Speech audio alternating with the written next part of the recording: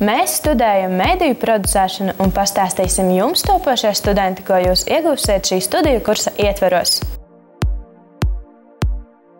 Vispirms paskatīsimies, ko par savu izvēli saka koledžas absolventi. 12. klasi beidzot, man bija iespēja praktizēties mediju jomā, un tad gluži neviļus es uzzināju arī par mediju producentu kursu. Es zināju, ka es brāju televīzijā, ka man likās samērīgi tas, ko te pasniedz un cik tas maksā un cik ilgi tas notiek. Mediju producēšana bija vislabākā, visvieglāk pieejamā un principā lētākā studiju programma. Mediju producēšana jāmācās 5 semestrus. Tā ir lieliski iespēja katrā semestrī apgūt vienu jaunu mediju. Pirmais semestris paiet drukāto mediju zīmēm. Tie ir žurnāli, avīzes, viss, kas ir drukāts un ko var paņemt rokās. Drukātā reklāma, datorgrafika, žurnālistika un vizuālā komunikācija. Šo kursu ietvaros viņi apgūst nepieciešamās zināšanas, lai izveidot žurnālu. Šīs skolas uzdevums arī ir tas, lai praktiski cilvēks saprastu, kā tas dzīvē darbojās un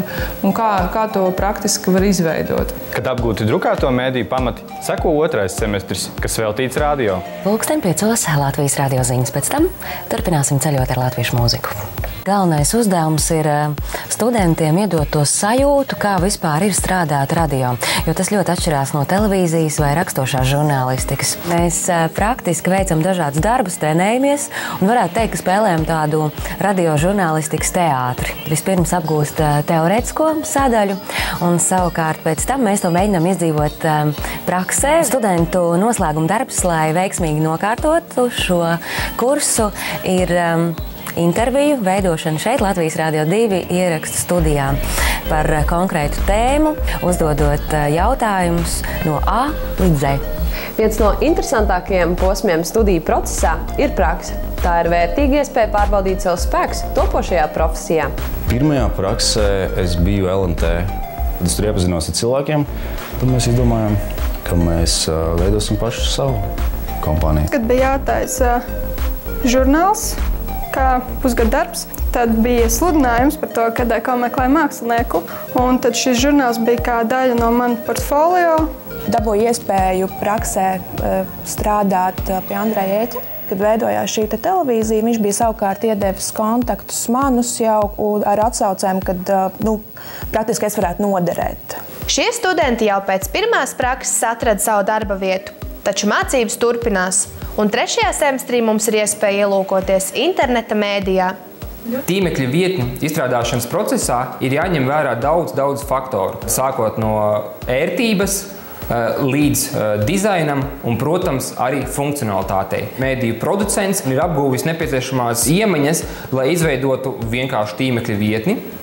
Vai tas būtu emuārs, vai tā būtu fotogalerija, blogs. Students ir iepazinies ar izstrādes etapiem, lai spētu tātad vadīt tīmekļa vietnes izstrādes procesu jau sarežģītākiem projektiem. Pēc tik apjomīga studiju kursa seko mazliet radošāks process – televīzijas producēšana. Mediju producenti apgūst televīzijas režijas mākslu. Viņiem ir jāiemācās montēt, filmēt, televīzijas režijas pamati un arī, protams, producēšanas darbi. Un kursa noslēdzošais darbs ir filma, kur katrs students veido pats. Viņam pašam būtu jānofilmē, jāsamontē, jāizveido režijas scenārijas. Vārdsakot, ir jāveic visi darbi, kas saistīti ar televīziju. Viņi kļūst par cilvēkiem orķestriem televīzijas jomā. 5. semestris sasaucas ar 4., kad paralēli kvalifikācijas darbu izstrādē mēs apgūstam mazbudžeta kino. Skatīsimies, analizēsim filmas un arī lielbudžeta filmas, kurās ir redzami mazbudžeta filmu gabaliņi. Mācīju filmas par atsevišķām lietām, par montāžu, par operātoru darbiem, par skaņas izmantošanu. Tādi daudzi varianti palīdzēs jums vēlāk arī ļoti daudz dažādas atradumus veikt un varbūt nofilmēt arī mani kādā lomā.